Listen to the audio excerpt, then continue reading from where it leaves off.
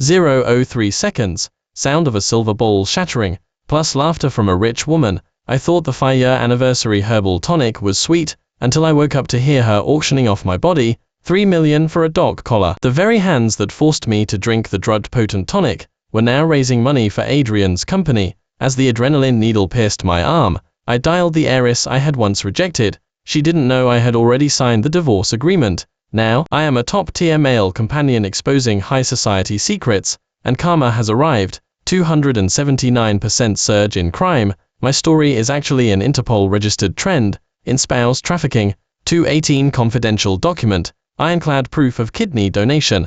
I once donated a kidney to her, yet she still sold me. 409 medical records. Bankrupt overnight, Adrian stole her assets, and now she's begging for dialysis funds. 632 surveillance footage. Would you forgive your loved one if you found out they sold you for startup capital? Subscribe to see her breakdown when she sees my new wife's $1 million diamond ring. Ever since Adrian joined my wife's company, she started thinking I was old. Every night, she'd make me drink a bowl of potent tonic, claiming it would give me full energy and make me feel 18 again. I was reluctant, but hoping to win back my wife's affection, I complied. To my surprise, I fell into a deep sleep after drinking it. When I opened my eyes again, I was in an unfamiliar room. Just as I was about to call for my wife, I heard a strange woman's laughter from outside. Scarlett, your husband is handsome, and he's great in bed. His physique is incredible. Really, I've been on the waiting list for a week. When will it be my turn? My wife chuckled obsequiously. As long as you ladies invest in Adrian's company, I'll arrange it right away. I'll pay $1 million for him to wear tight leather pants. I'll pay $3 million for him to wear a dog collar. Listening to their continuous bidding, my heart ached until it felt numb. I dialed a long unused number, the paraplegic heiress you wanted me to marry. I'll marry her. After hanging up, my tears flowed endlessly. If I hadn't developed a resistance to the drug and woken up early this time, I might never have known that my wife was selling me to other women. I bit my tongue, and a metallic, sweet taste spread in my mouth. The sharp pain brought me back to my senses. I heard a woman's languid murmur from outside after she was satisfied. This service truly pleased me. Speaking of which, your wife is really generous, letting us have such a prize. Another woman chuckled. Ever since I slept with him, I genuinely feel much better, younger even. Scarlett, when will you arrange another session? My wife laughed. As long as you ladies are satisfied. Just don't forget to invest generously in Adrian's company. Adrian, the male secretary. I should have guessed it all along. My wife and I had been married for 5 years, and our relationship had always been good, but it changed after Adrian arrived. He would whine and act cute, clinging to my wife and calling her gorgeous repeatedly. I had always disliked him, constantly sticking to my wife, even sleeping in our marital bed. I'd warned him many times, but he never listened. My wife, spoiling him even more, would laugh and smooth things over. He's just never slept in such a good bed. Just curious. I'll be more careful from now on. She said that. But secretly, she spoiled him beyond measure. She bought him many luxury goods, saying young people needed to dress up. She never made him work. Clocking in was like a game to him. She provided him with the best food and drink, treating him like royalty. So many employees witnessed this, and many harbored resentment. If things continued this way, the company would go bankrupt. My wife and I argued many times over this. After the last outburst, I laid down the law. It's either me or him. My wife finally compromised, saying she'd sent him away and reconciled with me. I thought that would be the end of it, but I never expected this turn of events. She had secretly used her own money to start a company for him and secured sponsorships. When he ran into losses, she pushed me out, using my body to make money. The rich women said, he hasn't been performing very well lately, is he losing his touch? My wife hastily explained, how could that be? He had a great physique. When he was young, he could do anything. Ladies, give me 10 minutes. After leaving, she called a doctor, asking for a double dose of adrenaline to keep me energetic. The doctor hesitated, but I've seen his previous medical report. His kidney function isn't great. If this continues, his life will truly be in danger. She did hesitate. But when Adrian called, crying about a lack of funds, she made up her mind. Give him the shot. In that instant, I suddenly felt that all my efforts over the years had been a joke. I knew that if that injection went in, my body would collapse. I struggled to move, but I couldn't muster any strength in my body. The doctor saw my trembling eyelids, and said that if I woke up midway, it would not only affect the drug's efficacy, but could also cause me to go into shock. But my wife confidently assured him, "It's fine, I gave him medicine earlier, it has a lot of sedative ingredients. He definitely won't wake up." I remembered the herbal tonic she brought me that morning, saying it was for my nourishment. I never liked sweet, cloying things, but we had just reconciled, and I didn't want to refuse her kindness, so I drank it all. I never thought she would exploit my soft heart to scheme like this. I bit my tongue again. The sharp pain cleared my head considerably. I wiggled my little finger. The doctor, feeling uneasy, said, "He seems to still have some sensation, maybe we should just stop. He was so good to you. I remember when you were sick, he stayed by your side for days and nights. He nearly sacrificed his life for you. Can you really bear to do this?" My wife remained silent for a long time, finally just saying, "I'll remember his kindness forever. But I have no choice now. Adrian needs a lot of money, and that's his dream. I must support him." My heart turned utterly cold. So, in her eyes, my life and death were less important than someone else's dream. As the needle was pushed in, my breathing suddenly became shallow. It felt as if an invisible hand was tightly clutching my throat. I wanted to scream in discomfort, but only painful whimpers escaped. The doctor exclaimed, "Is he awake?" My wife froze for a moment. I tried hard to move my fingers, hooking them into her palm. It was a small gesture we used when we were deeply in love, always holding hands like that, promising to stay together until old age. Those were our most beautiful times. If she still remembered, she wouldn't abandon me. But after hearing the rich women's urging from outside, my wife hesitated for only a moment before fiercely shaking my hand away. Before she left, I heard her tell the doctor, "Give him some amnesia medication," just like before. It was then that I suddenly understood why I had been suffering from frequent headaches lately, with no discernible cause. So, she had been secretly drugging me all along. I clenched my hands tightly, letting tears stream down my face. 5 years of love, it turned out, couldn't compete with a newcomer. I slowly opened my eyes, and, with my last ounce of strength, said to the woman in front of me, "Take me away." The rich woman opposite me sighed faintly. "You refused an arranged marriage with me back then, claiming you were pursuing true love. How did you end up like this? When you called me, I didn't believe it. Do you know that rumors about me were spreading like wildfire in social circles, saying that anyone could have you for money?" I listened to those words in silence, my heart twisting in agony. My breathing suddenly became ragged. I couldn't even make a sound. I knew I must look terrible. Aurora was so frightened that she quickly took me to the hospital. A checkup at the hospital revealed results more shocking than I imagined. My body had been completely depleted. The doctor said if I had arrived any later, my life might have been in danger. She had people treat me, using the best medication, after a night of turmoil. My life was finally saved. In the middle of the night, I really didn't want to lie in bed, so I went out for some air, and suddenly saw a familiar figure. It was my wife, accompanying Adrian for a checkup. She intimately linked her arm with his, snuggling into his embrace, her tone as shy as a young girl's. "Oh, I put you through a lot yesterday. I was really worried I might have harmed you, so I brought you for a checkup. My dear, you know, slow and steady wins the race." My wife pinched his cheek. How can I resist when he's so irresistible? My eyes stuck instantly. Many people had advised me that my wife was a CEO, and it was normal for a woman like her to have other affairs. As her supportive spouse, as long as I didn't complain or make a fuss, there would still be a place for me by her side. I didn't want to hear a word. I wanted nothing but her. But what was the outcome? She gave me away to other women for Adrian. Aurora had shown me that rumors about me were spreading like wildfire in social circles. It turned out those women had done many disgusting things to me while I was unconscious. They even made me pose in many humiliating ways and recorded videos. In response, my wife merely feigned a complaint. "You can't play with him like that. He's still my husband." Then she happily accepted the rich women's apology payment. She even transferred that money to Adrian, telling him to spend as he pleases. What if this investment fails again? "It's fine. I still have my husband." This made Adrian chuckle. "He's so naughty. Don't you feel even a little bit of pity?" My wife stood on her tiptoes and leaned in for a kiss. "I pity you even more." My heart clenched with sharp pains, and I finally realized one thing: She no longer loved me. I picked up the phone and said, "The wedding, let's do it as you said. Would 3 days from now be all right?" Good. 3 days, that was enough. I was discharged and went back home once. As soon as I got home, Scarlett frowned at me. "You filthy, go take a shower quickly." Oh, really?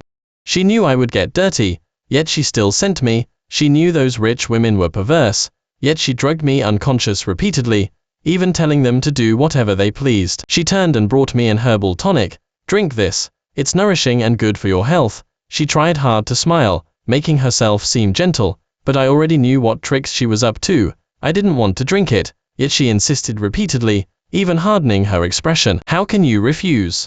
It's my heartfelt gesture. Perhaps realizing she had been too harsh, she changed her tone. "Not well, and I am worried. We promised to be together forever." That look in her eyes, it was as if we were back in the past. I almost believed her. But just then, her phone vibrated. Her expression subtly changed. "There are some company matters I need to handle." Then she went to the home office. I followed closely. I saw her holding her phone, typing, and occasionally flashing a smile only a girl in love would have. It was so blinding. I expressionlessly handed her a contract to sign. "Company documents, for your review." Without looking up, she signed her name, continuing to text flirty messages to Adrian. What she didn't know was that a divorce agreement was hidden within. She quickly signed, and stood up. "I have something to go out for." A bitter smile touched my lips. She said it was for the company, but I already knew what it was really about. She was probably going to see Adrian again. This was her usual excuse. We had argued many times because of it, but she wouldn't even bother to change her story, because in her eyes, I was just a kept man living under her roof, dependent on her for everything, just as she told the doctor. So what if he finds out? Can he leave me? Without me, he'd just be a divorced man. Could he find another woman as rich as me? Yeah, man, help persuade him to turn a blind eye to some things, for the sake of all the years he's been with me. I won't treat him unfairly. That's why she so brazenly brought Adrian right under my nose. During that time, I argued, contended, and made a fuss. Now, Ive completely let go. I said, "All right, go ahead." She pinched my cheek, gave me a perfunctory kiss, then opened a cabinet and took a few beauty pills. That was a habit she'd picked up after meeting Adrian, frequently visiting beauty salons and taking strange health supplements daily to stay young. She would try anything related to beauty. She even went to local clinics for unknown cosmetic injections in the past. I might have tried to stop her, but not anymore. I just reminded her out of consideration for our many years together. "Don't take so much medicine." She just smiled and brushed me off. "Got it, you get some rest." I said I couldn't sleep. I was about to leave, and I wanted one last look at the house I had lived in for 5 years. Here, we had shared so much laughter, we had dreamed of countless futures. In the end, nothing was left. The day was our 5th wedding anniversary, but I was alone in the house, and sat there until dawn. I sat at the meticulously set dining table, raised my glass in a silent toast to her, and said, "Goodbye, the woman I had once loved with my entire being." After doing all this, I took off my ring, and got into the wedding car. Just then, Scarlett's car sped past mine. Her face inside the car was terrifying. When Adrian carried her out, she bent over and suddenly vomited blood. Someone nearby said, "Isn't she suffering from some terminal illness? She looks so scary." This made Adrian's expression change. "I have something to do, you go ahead." Leaving her collapsed on the ground alone, her eyes were filled with shock and disappointment. Fortunately, someone in the crowd called an ambulance for her. When the doctor arrived, he gravely informed her that her kidneys were problematic. How is this possible? In her struggle, Scarlett's bag fell, and a bottle of medicine rolled out. It was the life-saving pills I had prepared for her in advance. The doctor exclaimed, "It's a good thing you prepared these, otherwise something terrible would have happened. Your kidneys aren't good. This is post-transplant medication, and it's imported and hard to obtain. The person who prepared this, for you must care about you deeply." She seemed to recall something, and paused. Could it be him? Furthermore, the doctor told her, "That person is very likely your kidney donor." Impossible. Her face turned ashen. She picked up her phone to verify. The moment she learned the truth, her eyes reddened. How could this be? The doctor told her, "There aren't many people willing to donate a kidney like this. These days, many are on waiting lists, practically waiting to die. I can only say that person truly loved you." Tears welled up in her eyes. She quickly picked up her phone, and dialed my number. "Husband, where are you? I want to see you. I want to see you right now." "We'll never see each other again." "Why?" she cried out. "Asking me," I said. "Because I am getting married." "Impossible. How can you marry someone else?" I told her that among the documents I had her sign last night, there was a divorce agreement. She frantically rummaged through her bag, pulled out the document, and froze. How did I not know? Because at that moment, he was busy flirting with her, so she naturally didn't notice. I said my wife was calling for me, and I had to hang up. "Don't call me anymore in the future. I am afraid she'll misunderstand." Scarlett lowered her head, staring at the divorce agreement, tears streaming down her face. "No, this can't be." She looked up and saw my wedding car. Then, despite her weak body, she desperately chased after it. "Husband, don't go." She stumbled, falling hard to the ground, covered in blood, tears streaming down her face. She cried, begging me to stop the car. I said, "Don't stop, that was my past," and I didn't want to look back at all. Aurora grasped my hand. I turned and exchanged a smile with her. We registered our marriage that very day. Her legs weren't convenient, and she didn't want a big fanfare, so we simply had a modest wedding, exchanged our wedding bands, and considered the ceremony complete. In the past, when I learned she was the subject of an arranged marriage, I utterly despised the idea, loudly telling my parents I didn't want to marry a disabled person. But now, she was the only one by my side who hadn't abandoned me. I leaned down and kissed her. In that moment, I officially said goodbye to my past. Life after marriage was simple and warm. I accompanied her to rehabilitation, watching her persist despite such pain. I couldn't bear it and advised her not to push herself. "I won't care if you can stand up, or not." Perhaps I would have in the past. But now, I am no longer someone who judges by appearance. When two people are together, sincerity is what matters most. Aurora smiled and said, "Don't worry about me. You were still frowning at the wedding that day. You probably haven't recovered. Why don't you go get checked too?" A wave of emotion washed over me. I remembered how Scarlett had been oblivious to my pain. Aurora was truly much more thoughtful. I didn't want to refuse her kindness, so I said, "All right, I'll go now." I saw the doctor, and just as I was about to go for my checkup, around the corner in the hallway, I saw Scarlett, alone, on an IV drip, holding the bottle. She was constantly calling Adrian, but the calls wouldn't go through. Finally, it connected, but Adrian said, "Oh, I am really busy right now, I'll call you back later." She didn't even have the strength to speak, leaning against the wall, her face pale, but the next moment, due to her distraction, blood began to flow back into the IV tube. Startled and frightened, she fumbled and pulled out the IV tube. In her disarray, she broke down crying. A nurse quickly came over to help, asking why she didn't have any family members with her. "Where's the man who accompanied you for your surgery before?"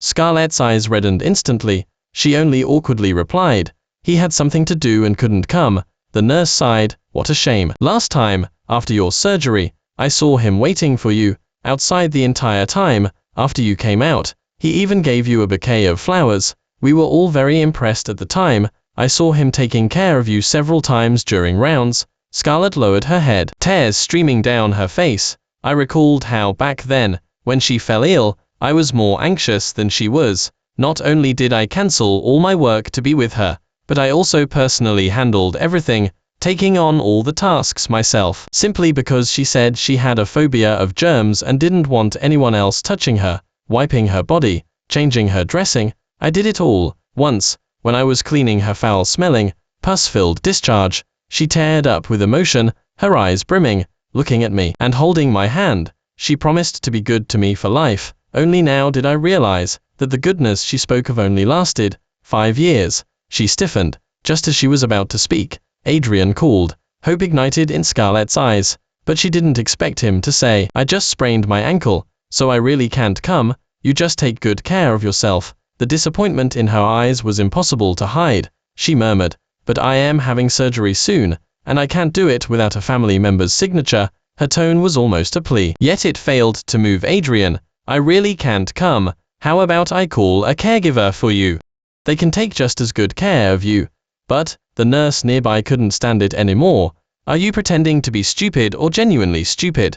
He doesn't want to come. Those are all just excuses. Can't you tell?" How could she not tell? who was so sharp and adaptable in business, capable of discerning meaning from a single glance, simply refused to believe that the person she had spoiled for so many years would abandon her in her direst moment. I've seen too much of this kind of thing. People, they only truly learn who treats them well when they get sick. He's so smart, why don't you understand? Scarlett lowered her head, remaining silent for a very long time.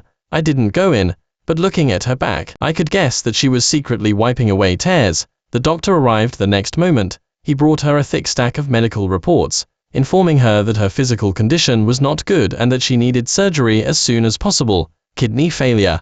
How can this be? I am only 30.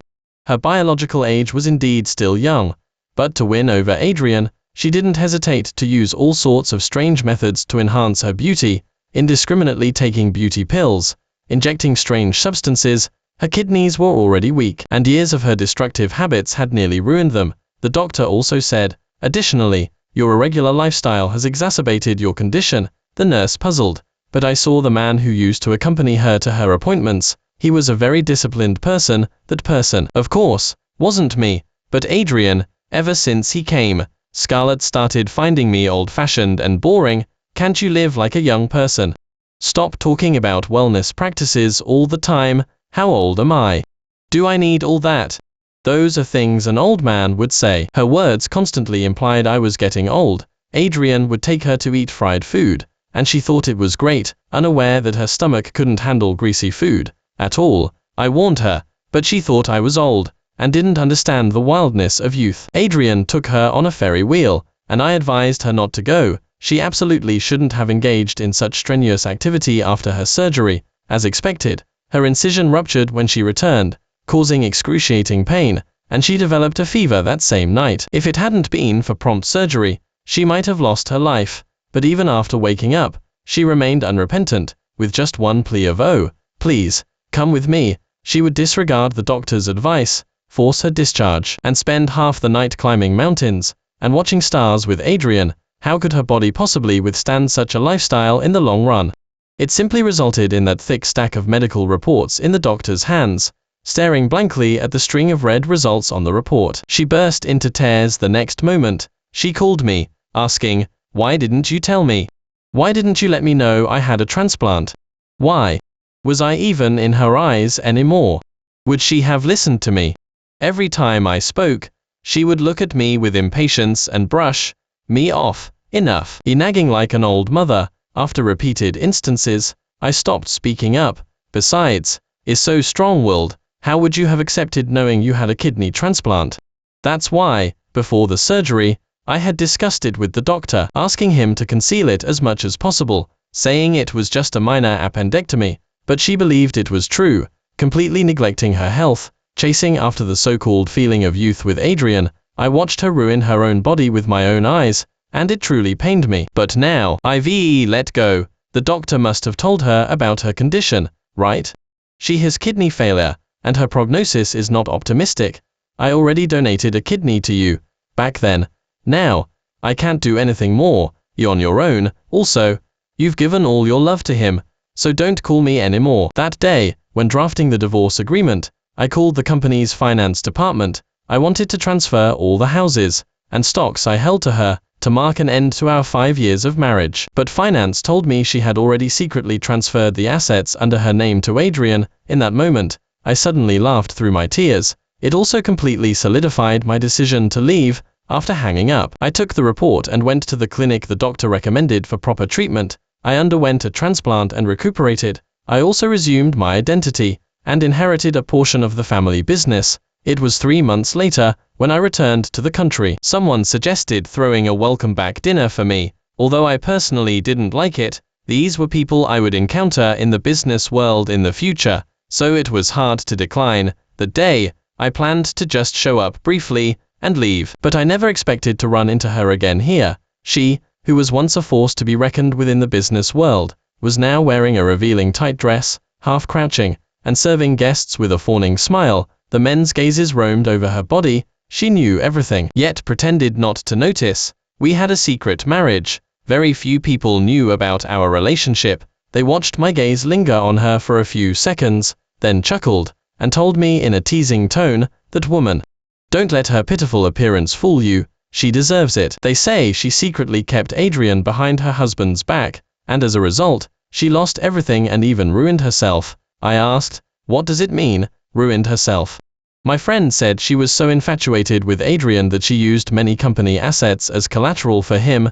He just took off. But the creditors don't care. They say they go looking for her every other day, and she's practically been driven crazy by it. Yes, that's right. So she sold off the company a while ago, and started working herself to pay off the debts. It's truly tragic. To think she was a female CEO back then, and now she's ended up like this. Even more ironically, the very men she once disdained, could now direct vulgar remarks at her. "Look how hard you work for so little money. How about you spend a night with me, and I'll give you $10,000. She trembled with anger, wanting to resist, but was forcefully pulled back. As she struggled, she turned and saw me, freezing instantly. "Ethan."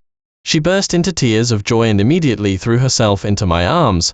It was the excitement of seeing me after so long, and even more, the sense of security she felt upon seeing me, because she knew that as long as I was there, I wouldn't let anyone bully her. But that was in the past. I expressionlessly pushed her away. "Excuse me, who are you?"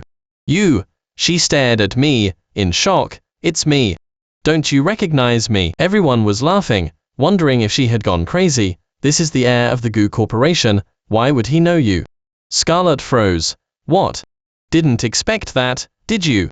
She always thought I was a kept man who depended on her for everything. Unaware that I had given up everything to be with her, in the following years, I had also been secretly helping her, securing sponsorships for her, helping her run the company, introducing major clients to her. Otherwise, with her abilities, it would have been impossible for her to take the company public in just a few years. She suddenly understood. "It was you. So those people withdrew their investments later because of you." "That's right. After the divorce, I withdrew my funds. The company collapsed within a few months. She was powerless to salvage it, which led to her current plight." She cried, asking me why. "Because you once said your dream was to become a big boss." At that time, her eyes still held love for me, so even if my parents disowned me, I shamelessly went back to beg for their forgiveness. I told them I had fallen in love and wanted to support her with my own strength. When I showed them Scarlett's picture, my parents, who had seen countless people, merely glanced at it indifferently and said, "Sooner or later, you'll regret this." I didn't believe them. Back then, I swore we would definitely grow old together, but in less than 5 years, those words seemed utterly ridiculous. I pushed her away, turned, and entered the private room. She was dragged away by those men, forced to drink. Scarlett stood there blankly, her eyes brimming with tears. But I didn't even want to look. In the past, even a slight frown from her would break my heart. But now, I felt nothing at all. After settling down, everyone chatted about various things. Suddenly, someone asked me, "I remember you once said you deeply loved someone, and you seemed to give up everything for that person. What about now?" My tone was calm, as if I were talking about someone else's affairs. "I stopped loving her a long time ago." No sooner had I spoken than I heard the sound of a glass dropping outside, followed by her crying as she was dragged away and slapped. Those sounds made my breathing suddenly become constricted. "What's wrong with you?" Everyone was terrified. Scarlett, ignoring all obstacles, rushed in. She was terrified to see me convulsing on the ground and asked what was wrong. My friend said, "What else could it be? He was hurt by that woman before." She froze instantly. "Exactly. They say she injected him with all sorts of bizarre substances. It's a miracle he's even alive now. His lips look purple. We need to get him to the hospital immediately." They carried me out together, and put me in the ambulance. All the way, Scarlett stumbled along, wanting to help, but she was stopped by Aurora, who had arrived. "I am his wife now, but he's now not needed here." Aurora, despite her inconvenient legs, took out equipment and skillfully helped the doctors resuscitate me. She recited all my vital signs and previous medical history, as well as my recent condition. She knew them all by heart. Meanwhile, Scarlett stood by, utterly stunned throughout, watching my ambulance drive further and further away. Her tears fell ceaselessly. Perhaps only then did she realize that she simply didn't love me enough, and now, she didn't even have the right to stand by my side and care for me. After waking up this time, although I was out of danger, the doctor said my after effects would stay with me for life. He stressed that I must be very careful, I agreed and recuperated in the hospital for a few days. During that time, my friends visited me and told me about Scarlett. From what happened that day, they had probably guessed the nature of our relationship. They said that after I left that day, Scarlett stood rooted to the spot, crying incessantly. Later, she also quit her bar job, wanting to inquire about my whereabouts from them, who knew she was the wicked woman who abandoned you and left you in this state. If we had known earlier, we would have taught her a lesson. I said there was no need for that. Are you still thinking about her?